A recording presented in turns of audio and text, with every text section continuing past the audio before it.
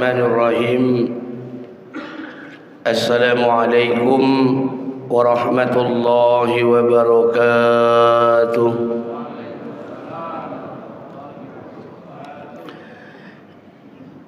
Innal hamdalillah nahmaduhu wa nasta'inuhu wa nastaghfiruh wa na'udzu billahi min shururi anfusina wa min sayyiati a'malina.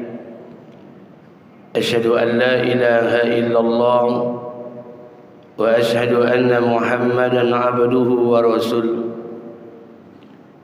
Faqala Allah Ta'ala fi kitabihil karim. A'udzu billahi samil alim minasy syaithanir rajim. Bismillahirrahmanirrahim. Atamuruna an-nasa bil birri wa tansawna anfusakum wa antum tatluna al-kitaba afala ta'qilun. وقال النبي صلى الله عليه وسلم عن أبي هريرة رضي الله عنه النبي صلى الله عليه وسلم إذا عظمت أمة الدنيا نزعت منها خيبة الإسلام وإذا تركت الأمر بالمعروف ونهي عن المنكر خرمت بركة الوحي وإذا تسابت أمتي سكتت من عين الله. وقال أيضا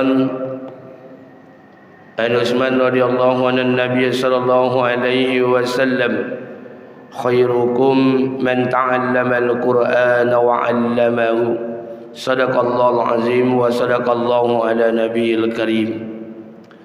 Syukur kepada Allah, bersalawat kepada Rasulullah. Mudah-mudahan pada hari ini Sayyidul Ayyam, pada hari yang dimuliakan Allah, semoga Allah Subhanahu wa taala senantiasa berikan rahmat dan keberkahan buat kita bersama. Amin ya rabbal alamin. Salawat beriring salam tidak lupa pula kita sampaikan pada junjungan alam Nabi besar Muhammad sallallahu alaihi wasallam. Allahumma salli ala sayyidina wa nabiyyina wa habibina wa syafi'ina wa zuhrina wa maulana Muhammad wa ala ali Muhammad. Bapak Ibu yang dimuliakan Allah Subhanahu wa taala, kebaikan di muka bumi ini tidaklah berdiri sendiri. Setiap aktivitas yang dilakukan pasti segalanya berorientasi pada sebuah kebaikan. Apapun namanya yang ada di kehidupan dunia ini, asalkan semuanya berlandaskan sebuah perintah, pasti akhirnya adalah sebuah kebaikan. Setiap nabi yang Allah turunkan ke muka bumi ini, maka setiap nabi itu membawa kebaikan. Jadi tidak mungkin rasanya kita pengikutnya menjadi pemula sebuah keburukan.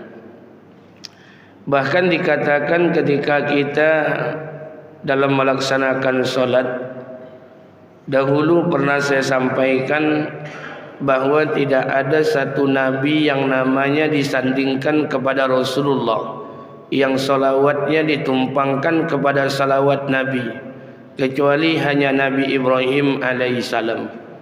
Asyhadu an la ilaha illallah wa asyhadu anna Muhammad Rasulullah. Allahumma salli ala Sayyidina Muhammad wa ala ali Muhammad kama sallaita ala Ibrahim. Kita mendoakan Ibrahim alaihissalam wa ala ali Ibrahim dan seluruh keturunan Ibrahim alaihissalam. Siapa keturunan Ibrahim? Jalur Ismail, jalur Ishak.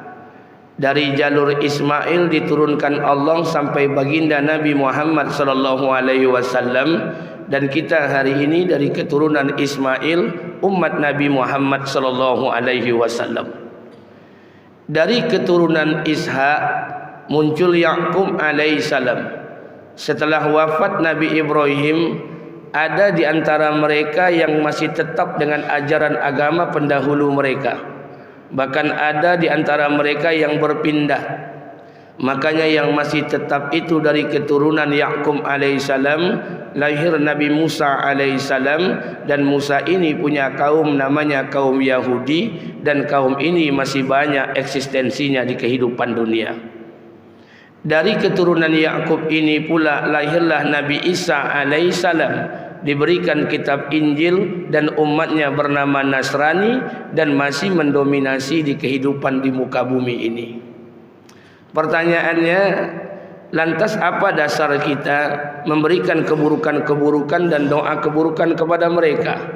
Sementara dalam solat kita mendoakan Allahumma salli ala Sayyidina Muhammad wa ala ali Muhammad kama sallaita ala Ibrahim wa ala ali Ibrahim, seluruh keluarga Ibrahim alaihissalam. Maka hadirin yang dimuliakan Allah Subhanahu wa taala, pagi hari ini kita akan lanjutkan kisah Nabi yang belum selesai dari keturunan Bani Israel. Namanya disebut 7 kali oleh Allah dalam Al-Quran. Saya pernah baca satu hadis, tapi tadi malam saya mutar-mutar mencarinya, tak ketemu teks hadis, matan hadisnya. Tapi saya pernah baca hadisnya. Rasulullah SAW berkata, sesungguhnya seluruh manusia itu berdosa. Tidak ada di antara manusia yang tidak berdosa. Hanya ada satu saja yang tidak berdosa. Jangankan berbuat dosa, kata Rasulullah, berpikir untuk berbuat dosa pun tidak pernah. Siapa dia? Yahya bin Zakaria alaihissalam. Kita akan lihat apa yang dibuat oleh Nabi Yahya, sehingga jangankan berbuat dosa, berpikir untuk berbuat dosa pun tidak ada. Tapi sebelum kita membahas Yahya alaihissalam, kita bahas ayahnya dulu, Zakaria alaihissalam. Nabi Zakaria alaihissalam adalah nabi dari keturunan Bani Israel. Jadi nabi dari keturunan Bani Israel, berulang kali saya sampaikan, banyak Allah turunkan nabi di kalangan Bani Israel. Mulai dari Yaqub alaihissalam, dari keturunan 12 orang Bani Israel, Allah lahirkan Yusuf alaihissalam, Bani Israel. Dari keturunan Yusuf lahir Ilyasa alaihissalam, Bani Israel. Dari Benjamin lahir Yunus alaihissalam, Bani Israel. Dari Lewi keturunan Yaqub alaihissalam lahir Musa alaihissalam, Harun alaihissalam, Bani Israel. Dari keturunan Harun lahirlah Ilyas alaihissalam, Bani Israel. Dari keturunan Yahuda Allah turunkan ke bawah sampai Daud alaihissalam, Bani Israel. Sampai Sulaiman alaihissalam, Bani Israel. Isa alaihissalam, Bani Israel. Zakaria alaihissalam, Yahya alaihissalam, itu semua keturunan Bani Israel. Nabi Zakaria alaihissalam adalah nabi salah satu keturunan dari Bani Israel. Allah Subhanahu wa taala tidak bosan-bosan menurunkan nabi buat keturunan Bani Israel.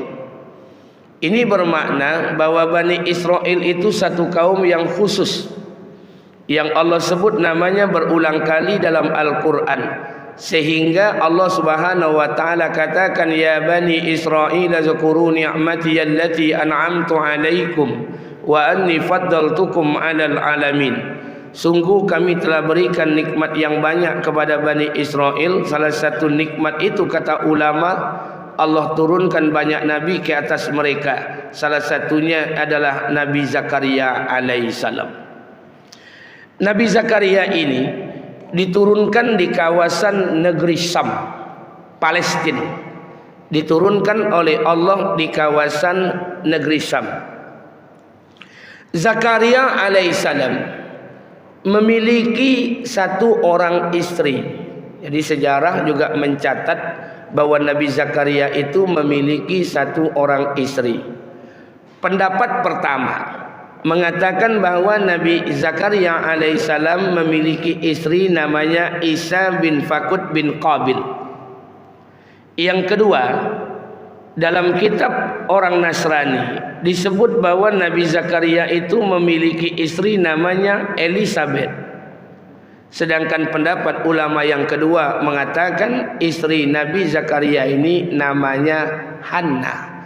Jadi kalau ada Hanna nama ibu-ibu itu mirip Nabi Zakaria bininya. Istri Nabi Zakaria alaihissalam ini berbeda pendapat para ulama. Tapi para ulama sebagian mengatakan hanya satu saja istrinya, tidak lebih dari satu. Zakaria alaihissalam namanya disebut 7 kali dalam Al-Quran. Dari bermacam-macam surat Allah ceritakan Nabi Zakaria alaihissalam. Dari mana nasabnya Nabi Zakaria ini diturunkan? Nasab Nabi Zakaria ini pasti karena dia keturunan Bani Israel, maka nasabnya tersambung kepada Yakub, Yakub tersambung kepada Ibrahim, Ibrahim tersambung kepada Idris, Idris tersambung kepada Adam alaihissalam. Dari mana jalur nasabnya? Kita ulang kembali untuk menyegarkan ingatan. Adam alaihissalam punya anak 40 orang. Di antara 40 orang, satu anak diangkat jadi nabi, Sis alaihissalam. Sis punya anak Anusi, Anusi punya anak Qainan, Qainan punya anak Mahlail, Mahlail punya anak Yarid, Yarid punya anak Idris alaihissalam. Idris punya keturunan Mutasalling, Mutasalling punya anak Lami, Lami punya anak Nuh alaihissalam. Nuh punya 4 orang anak, Kan'an, Sam, Ham, Yafid. Kan'an dihancurkan Allah. Tinggal 3 anak, Sam, Ham, dan Yafid. Dari Sam lahir anak Arfaksad. Arfaksad punya anak Saleh, Saleh punya anak Abil, Abil punya anak Falik, Falik punya anak Ra'u, Ra'u punya anak Sarud. Dari Sarud punya anak disebut dengan nama Nahur. Dari Nahur punya anak disebut dengan nama Azar atau Tarah. Azar Tarah ini punya anak namanya Ibrahim alaihissalam. Ibrahim punya banyak istri, salah satunya adalah Sarah. Dari Sarah punya anak Ishak alaihissalam. Dari Ishak punya anak Yakub alaihissalam. Yakub punya anak 12 orang. 12 orang itu dikatakan Bani Israel. Salah satu di antara 12 orang itu, satu anak diberi nama Yahuda atau disebut dengan nama Yahudea. Yahuda ini punya anak Faris, Faris punya anak Aram, Aram punya anak Aminabad, Aminabad punya anak Uwaibid, Uwaibid punya anak Salmun, Salmun punya anak Asyun, Asyun punya anak Boaz, Boaz punya keturunan Yesais. Dari Yesais ini lahirlah Daud alaihissalam. Daud punya anak Sulaiman alaihissalam. Sulaiman banyak istrinya, punya salah satu istri yang paling cantik, Ratu Balqis. Punya anak tunggal namanya Rahab'an atau disebut dengan nama Rahabeam. Dari Rahab'an ini punya banyak anak laki-laki, salah satunya adalah Ainaman. Dari keturunan Ainaman lahirlah Zakaria alaihissalam, Yahya alaihissalam. Maka dikatakan Yahya bin Zakaria bin Ainaman bin Rahab'an bin Sulaiman bin Daud bin Yesais bin Boaz bin Hasyun bin Salmun bin Aminabad bin Uwaibid bin Aram bin Faris bin Yahuda bin Yakub bin Ishak bin Ibrahim bin Tara bin Nahur bin Sarud bin Ra'u bin Abil bin Falik bin Saleh bin Arfa bin Sam bin Nuh bin Lami bin Mutasalli bin Idris bin Yarid bin Mahlail bin Qainan bin Anusi bin Sis alaihissalam bin Adam alaihissalam. Jalur nasab Nabi Zakaria alaihissalam. Zakaria alaihissalam ketemu dengan ibunya Isa alaihissalam. Dari mana ketemunya Pak Ustaz? Jalurnya jelas. Isa punya ibu Maryam. Maryam punya ayah dan ibu. Ayah Maryam namanya Imran. Ibu Maryam sebagian orang mengatakan Aminah, sebagian lain dengan nama yang lain. Isa punya ibu Maryam. Maryam punya ayah dan ibu, ayahnya Imran. Istri Imran, ibunya Maryam. Itu bininya, istri Imran ini punya adik-beradik. Salah satu saudaranya yang perempuan itu bininya Nabi Zakaria alaihissalam. Jadi Zakaria ini pamannya Maryam dan istri Zakaria ini bibinya Maryam. Ketemu. Dari mana jalur ketemunya? Ketika ketika Imran istrinya melahirkan satu orang anak. Anak itu diberi nama Maryam. Kemudian ketika baru dilahirkan, Maryam kecil itu diambil oleh Nabi Zakaria alaihissalam. Kemudian dibawa ke Baitul Maqdis. Kenapa? Pertama, Nabi Zakaria menyempurnakan nazar daripada ibunya Maryam. Yang kedua, karena Zakaria ini tidak memiliki anak. Sebagian ulama sejarah mencatat Nabi Zakaria itu berdoa kepada Allah. Ada yang mengatakan 29 tahun, ada yang mengatakan 49 tahun. Bahkan ada sebagian ulama sejarah mengatakan Zakaria dan istrinya memohon satu keturunan. Sampai saat itu belum diberikan anak, berdoa kepada Allah selama 73 tahun. Berdoa kepada Allah minta anak. Maka diambillah Maryam. Ketika diambil Maryam, dibawa ke Baitul Maqdis, dibesarkan sandang, pangan, papan, semuanya disempurnakan sampai Maryam tumbuh menjadi gadis yang dewasa. Disiapkanlah mihrab di Baitul Maqdis itu, tempat Maryam itu beribadah kepada Tuhannya. Karena ayah dan ibunya orang baik, maka Allah lahirkan keturunan juga menjadi orang baik. Singkat cerita, kita sudah bahas Nabi Isa ini. Singkat cerita, suatu ketika Zakaria alaihissalam masuk ke mihrabnya Maryam. Masuk ke mihrab dalam ruangan keponakannya ini. Itu yang dijelaskan oleh Allah dalam Quran. Kullama dakhala 'alaiha Zakaria al-mihrab. Setiap kali Nabi Zakaria itu masuk ke mihrabnya Maryam, wajada indaha rizqa. Dilihat oleh Nabi Zakaria banyak makanan. Ketika masuk pagi hari ada makanan, masuk siang ada makanan, masuk malam ada makanan. Berkata Zakaria, qalat ya Maryam, berkata Nabi Zakaria kepada Maryam, "Ai Maryam, ini makanan semua datang dari mana?" Apa kata Maryam? "Huwa min indillah." Ini semua datang dari Allah. Dikatakan sekali lagi, saya ulangi, ahli tafsir mengatakan tentang peristiwa ini, Allah sendiri yang mengantarkan makanan dari surga, diperintahkan kepada malaikat Jibril untuk mengantarkan makanan itu kepada Maryam. Kapan? Ketika Maryam memerlukan. Perlu pagi Allah berikan, perlu siang Allah hantarkan, perlu malam Allah hantarkan melalui malaikat Jibril alaihissalam. Apa kata Zakaria alaihissalam, pamannya Maryam? Maryam ini bukan nabi, tapi makomnya melebihi makom para nabi. Maka saya tidak akan ingin kehilangan momen ini. Maka Nabi Zakaria mengangkat tangan di dalam mihrabnya Maryam dan berdoa. Nabi Zakaria alaihissalam berdoa di mihrabnya keponakannya. Pertanyaannya, apakah Nabi Zakaria tidak pernah berdoa? Pernah. Kapan Nabi Zakaria berdoa? Selalu. Berapa lama? 73 tahun. Bahkan ada yang mengatakan 49 tahun Nabi Zakaria berdoa kepada Allah agar Allah berikan satu keturunan. Tapi sayang, Allah tidak berikan keturunan kepada Zakaria alaihissalam. Makanya Bapak Ibu kalau baca kisah Nabi Zakaria alaihissalam, perhatikan doa Nabi Zakaria alaihissalam. Apa kata Allah Subhanahu wa taala? Iznada rabbahu bida'an hafiyah. Ketika Nabi Zakaria alaihissalam berdoa kepada Tuhannya dengan suara yang sangat lembut. Dia angkat tangan tapi dengan suara yang sangat lembut. Apa doa Nabi Zakaria alaihissalam? Qala rabbi inni, ya Allah, usiaku sudah tua, rambutku sudah memutih, istriku sudah mandul. Kata Zakaria alaihissalam, ya Rabb, aku tidak pernah kecewa berdoa dengan engkau. Coba bayangkan, Zakaria berdoa kepada Allah di luar sana 73 tahun. Minta anak, tidak Allah berikan anak. Tapi ketika dia mengangkat tangannya di mihrabnya Maryam, dengan suara yang sangat lembut dia berkata, ya Allah, sesungguhnya usiaku sudah tua, rambutku sudah memutih, istriku sudah mandul, dan aku tidak pernah kecewa berdoa dengan engkau. Coba bayangkan Pak, sikap hati Zakaria alaihissalam.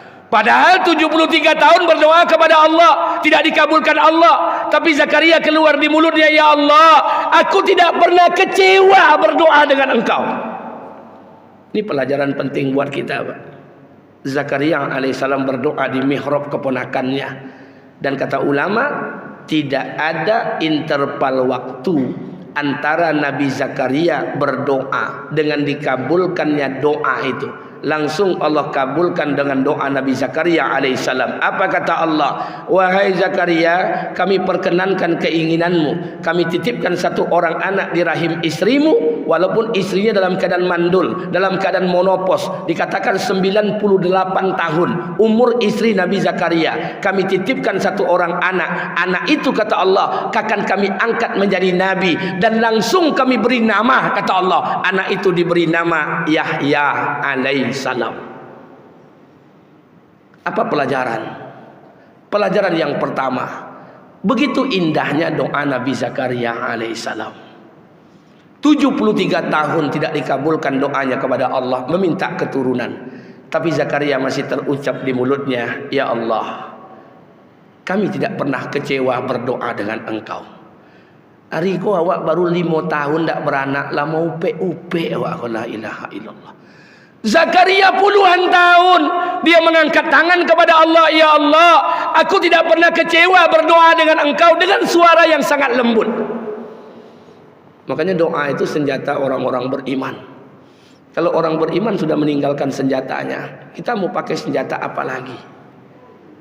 Doa ini senjatanya orang beriman.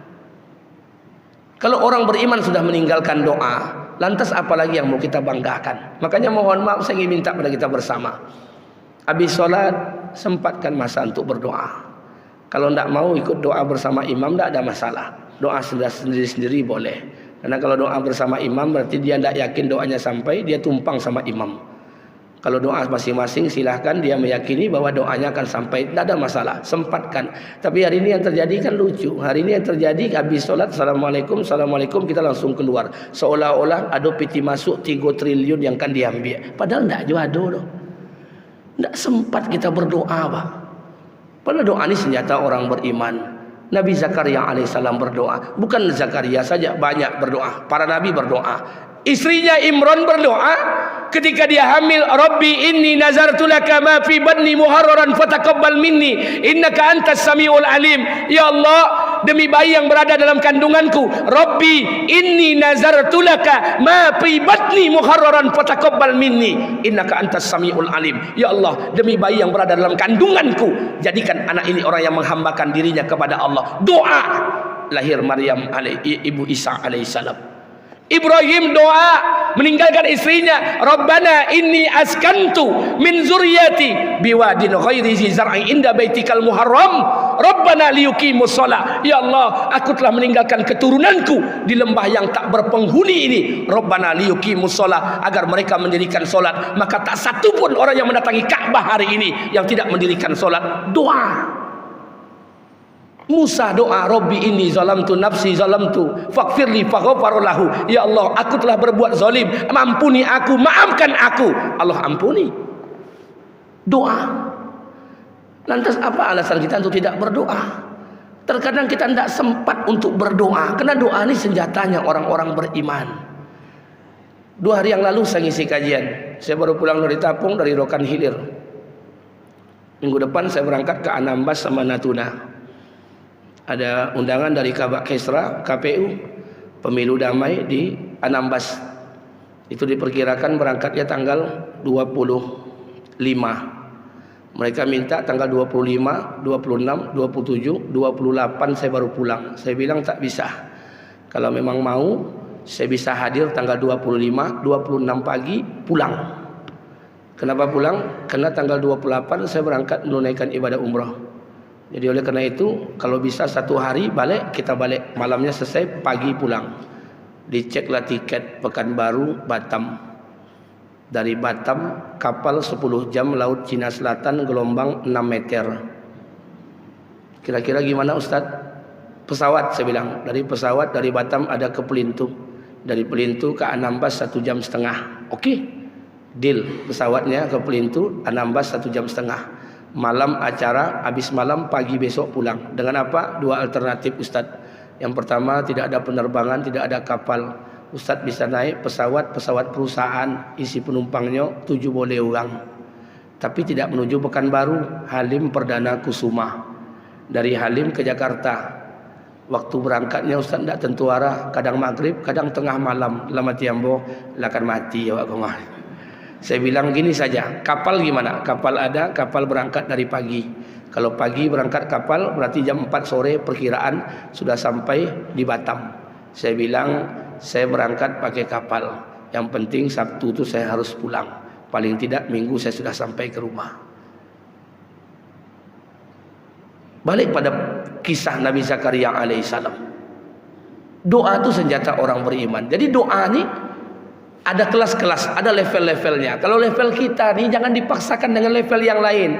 Kalau level-level orang yang sampai mahabbah, orang yang sampai mencinta itu luar biasa. Karena cinta ini berlebihan. Kalau ada orang bilang, Pak Ustadz, doa itu jangan berlebihan. Kalau cinta ini berlebihan, tidak ada bahasa cinta itu yang tidak berlebihan.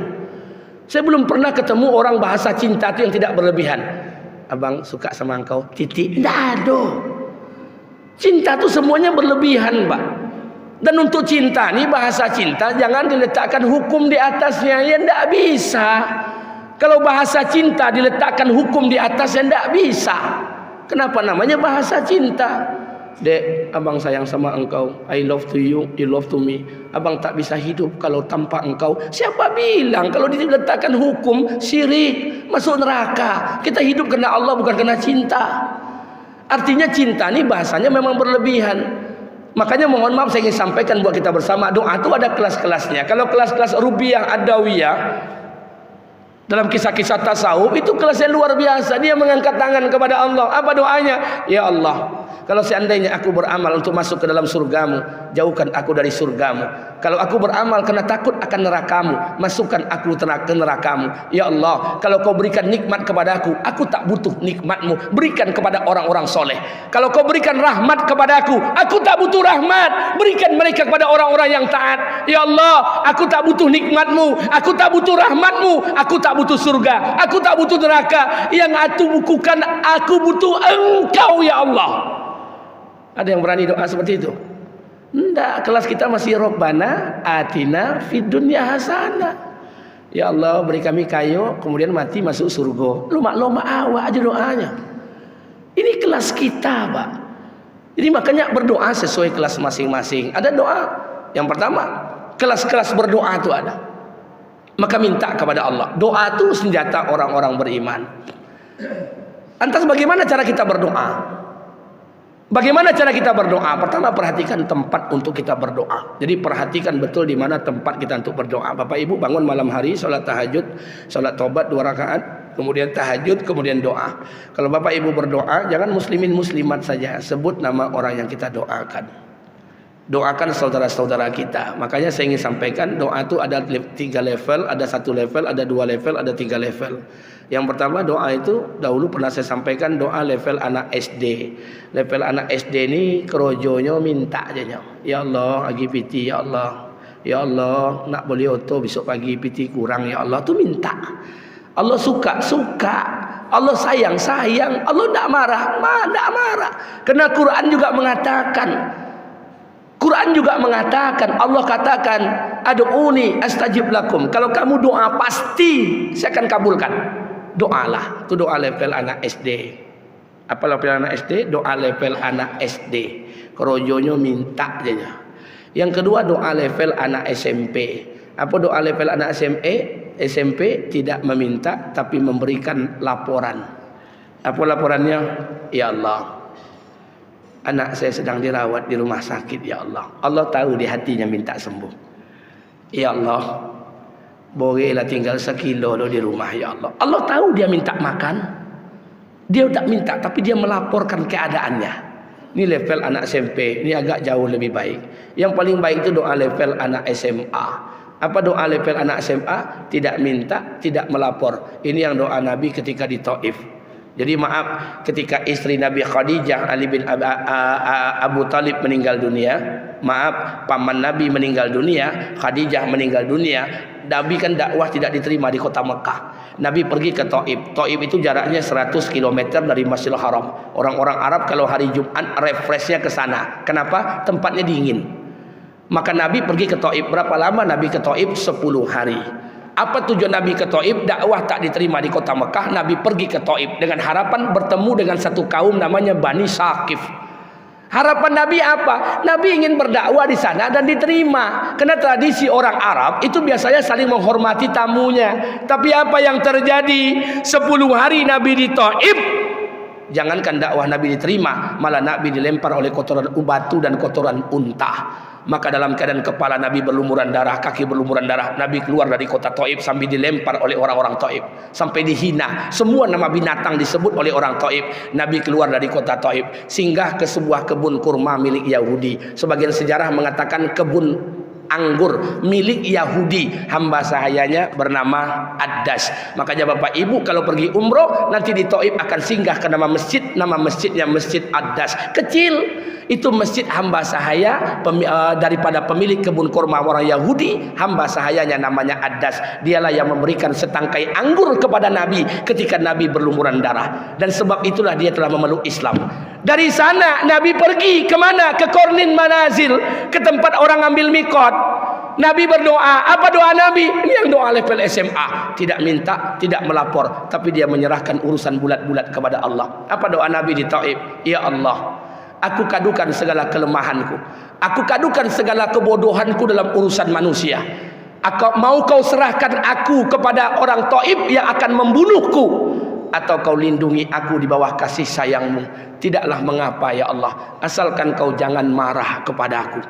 Nabi tidak pernah mengadukan, tidak pernah melaporkan. Nabi menyerahkan urusan bulat-bulat. Ya Allah, mau kau serahkan diriku kepada orang Taif yang akan membunuhku, atau kau lindungi aku di bawah kasih sayangmu. Tidak mengapa ya Allah, asalkan kau jangan benci kepada aku. Ada yang tolak doa model itu? Ya Allah, mau kau ambil suamiku atau kau panjangkan umurnya, terserah ya Allah, yang penting kau ridho. Ada yang tolak model itu? Tidak melapor, tidak minta, tapi dia serahkan bulat-bulat. Hari ini kan kita beda. Aku doa, aku memasuk Allah. Ya Allah, tolonglah ya Allah, minggu depan bayar SPP. Ya Allah, kalau enggak anak den DO. Ya Allah, subuh terlambat, zuhur lewat, asar teman-teman. Kata Allah, siap puang. Makanya oleh karena itu doa itu level.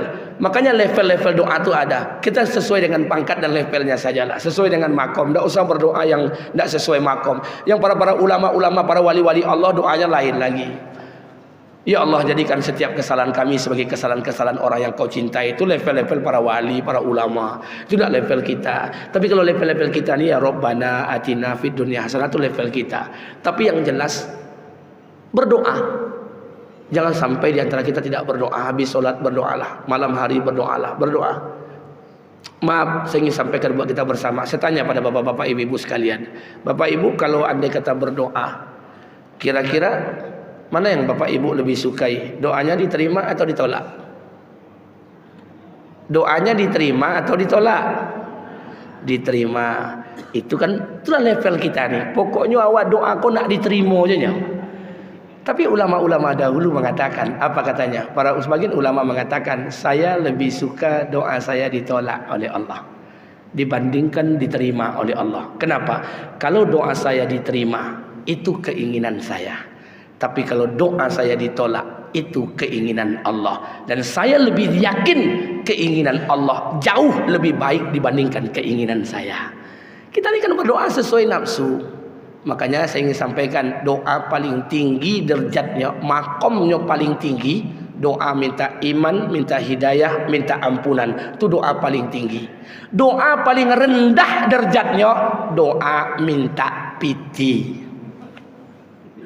Boleh, tapi derajatnya paling rendah. Tapi paling tinggi iman, hidayah dan ampunan. Di Mekah semalam di Raudhah, ada jamaah saya tanggal 6 semalam pulang itu. Apa katanya? Ustaz, di Raudhah itu apa yang kami minta Ustaz? Saya bilang, Pak, Bu, kalau Bapak Ibu nanti sampai ke Raudhah, pertama doa minta iman, hidayah dan ampunan. Itu yang paling tinggi derajatnya. Selebihnya silakan minta sesuai keinginan masing-masing. Karena kita ini kan beda, doa kita beda-beda, Pak. Dokter tentu Pak cara banyak orang sakit ya sesuai porsi masing-masing. Tukang bengkel Pak cara Honda rusak ya sesuai porsi masing-masing. Yang paling baik itu doanya doa asuransi. Itu yang paling baik tuh. Ya Allah, janganlah terpanggang rumah orang, aman. Ya Allah, janganlah belantak auto orang. Doa asuransi itu doa yang paling baik. Tapi maaf, kita lupa. Ada doa yang kita tinggalkan. Saya sampaikan sama jamaah di pelataran Masjid Nabawi. Apa itu Ustaz?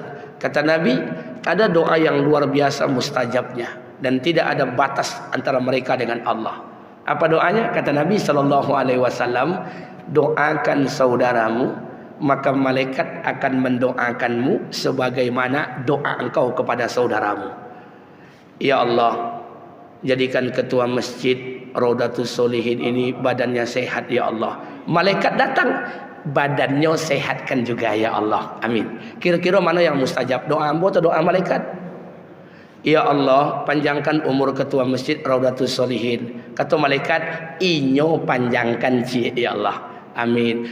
Jamaah kok salah membawa doa, disalahgunakan. Berdoanya loh, ya Allah tambahkan istri saudara saya. Dan kata malaikat, abininya tambahkan pulo. Dongo de bininya bacoka.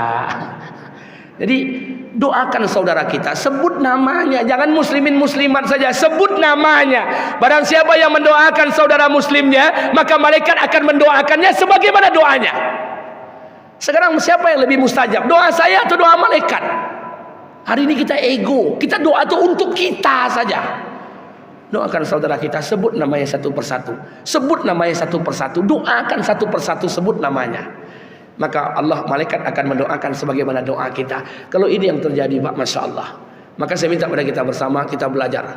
Belajar dulu, saya sudah sampaikan, memang doa ini luar biasa. Tidak satu pun di antara kita hari ini yang menanamkan dalam hatinya, kita tak pernah berdoa kecewa dengan Allah. Dulu ketika saya nikah dahulu dengan istri saya, dahulu kan hampir tidak jadi saya nikah dengan istri saya. Kenapa tidak jadi? Karena saya kan dijodohkan, bukan pacaran. Saya dijodohkan, ketemu, kemudian diadu oleh pengurus RT, pengurus RW, ibunya, orang tuanya diadu. Setelah diadu, ibunya setuju, saya setuju. Soal saya jangan ditanya, pasti setuju. Saya sampaikan dengan ibu saya. Ibu saya bilang heran, baru satu malam kenal kok langsung nikah. Akhirnya kalau bahasa orang kampung awak, pailah ayah, adik beradik, oma ambo sama mak tu ambo. Nama bahasa orang kampung, pai menyilau ke rumah betino. Batanyo betul-betul. Apa jawaban perempuan tu? Ndak mau. Mak saya pulang, apa kata mak saya? Ndak omunya kang nak ayah. La ilaha illallah. Jadi cerita tadi malam apa sebian? Angkatlah telefon lah. Assalamualaikum, waalaikumsalam. Apa cerita? Ustaz jangan maksa-maksa gitulah katanya. Ini kan perjodohan orang tua. Saya kan udah punya pacar. Ustaz mungkin udah punya pacar. Jangan dipaksa-paksa gitulah. Lama tiambo kacau. Saya bilang ya udahlah, mungkin kita belum jodoh, tapi ya doalah. Solat malam ini istikharah. Kalau kita tidak jodoh tidak apa-apa, kan masih pertemuan orang tua. Tentu deh hati yang bola hancur doa. Ibu terbayang oleh ibu doa ibu ketika hancur meleleh mata dah. Aku hati-hati terhadap orang yang doa hatinya hancur, menangis malam tu. Ambo tidak tahu bini ambo punya doa atau tidak. Ambo tidak tahu, tapi ambo yakin dia berdoa malam. Buktinya apa? Sudah sembahyang subuh diangkatnya telepon. Assalamualaikum Ustaz, maafkan perkataan saya tadi malam. InsyaAllah saya siap jadi istri Ustaz. Yes. Doa. Siapa yang bisa membolak-balikkan hati manusia? Hari ini dia berkata iya, besok dia berkata tidak. Allah yang akan meluluhkan doa. Tidak bisa dengan lobby, dengan gombalan, tidak bisa. Allah, doa. Hati-hati terhadap orang yang doa, orang yang hatinya hancur kalau dia berdoa kepada Allah. Walaupun dia bukan solat, walaupun dia orang kafir, kalau dia teraniaya hatinya hancur. Tidak ada hijab antara perkataan mereka dengan Allah Subhanahu Wa Taala. Doa ini senjata. Hari ini orang berimanlah melupakan senjatanya. Lupa mereka dengan senjata. Maka untuk pilkada kau tidak usah banyak cerita lah.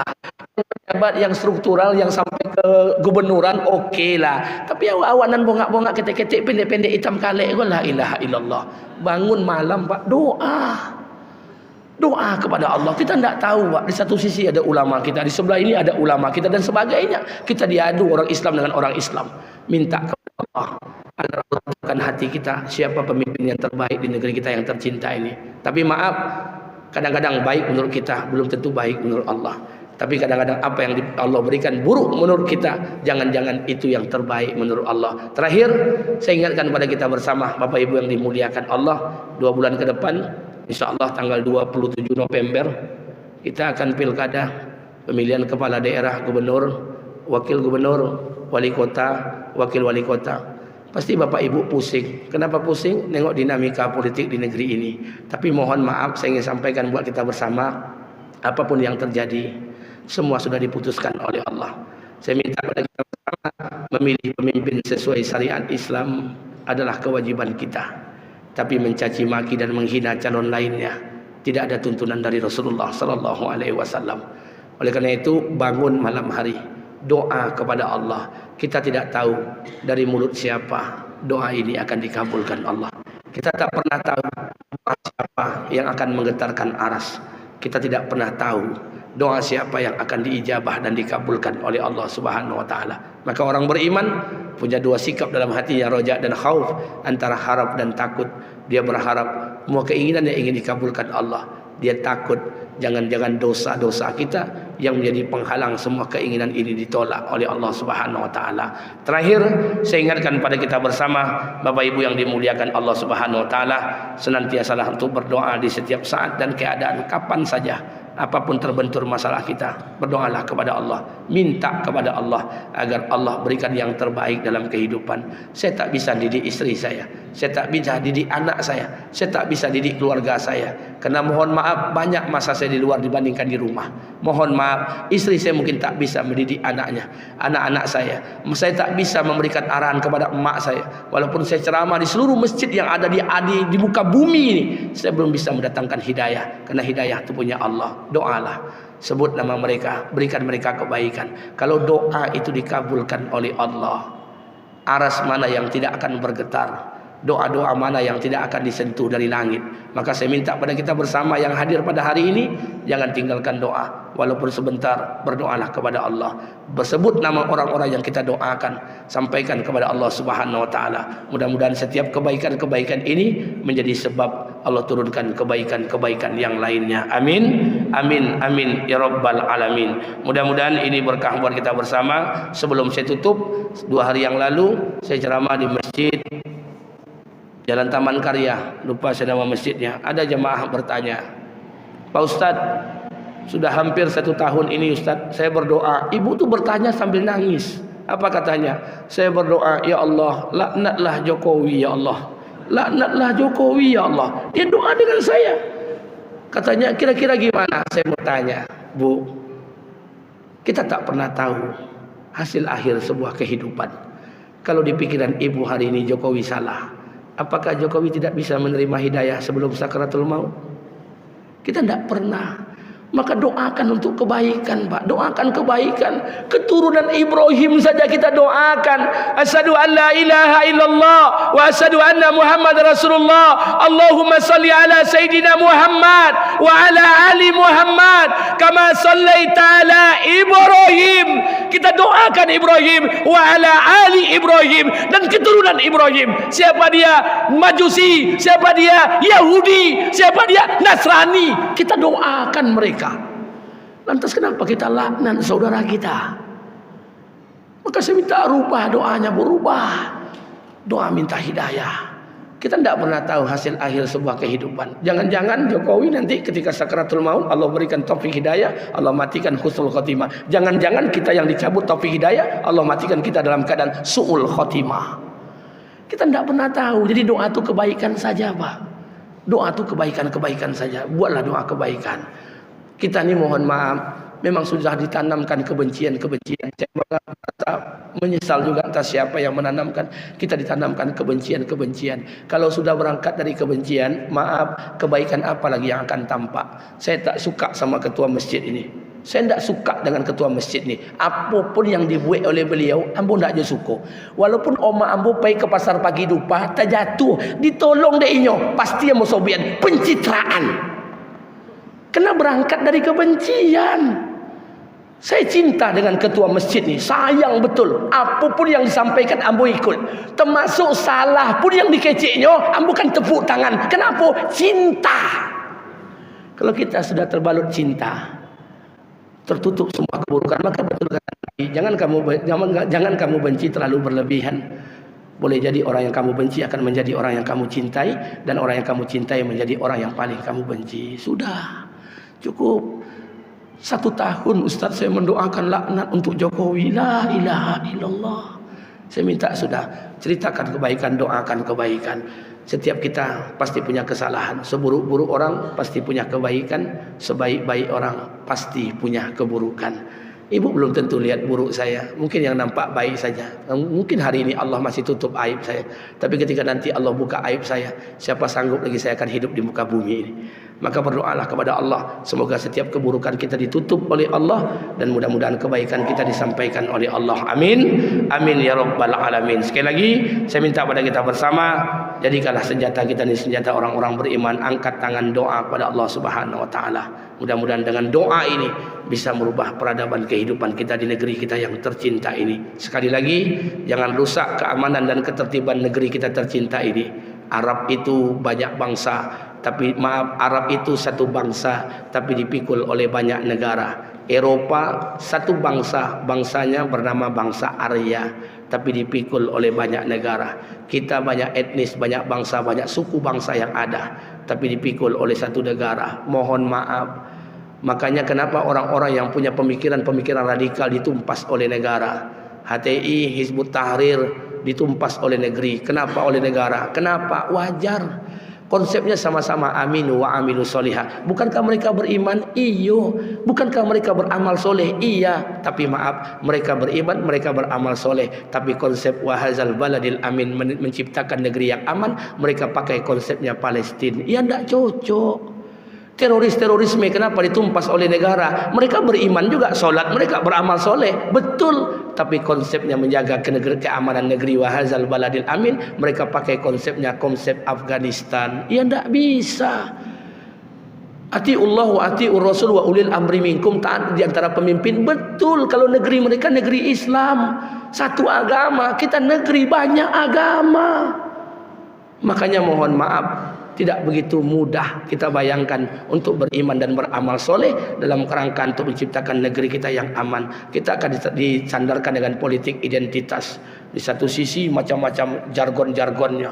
Pilihlah calon yang didukung oleh ulama. Sebelah lagi buat jargon, jangan calon yang didukung ulama, ulamanya yang dipilih. Bacokaklah orang masoji jadinya.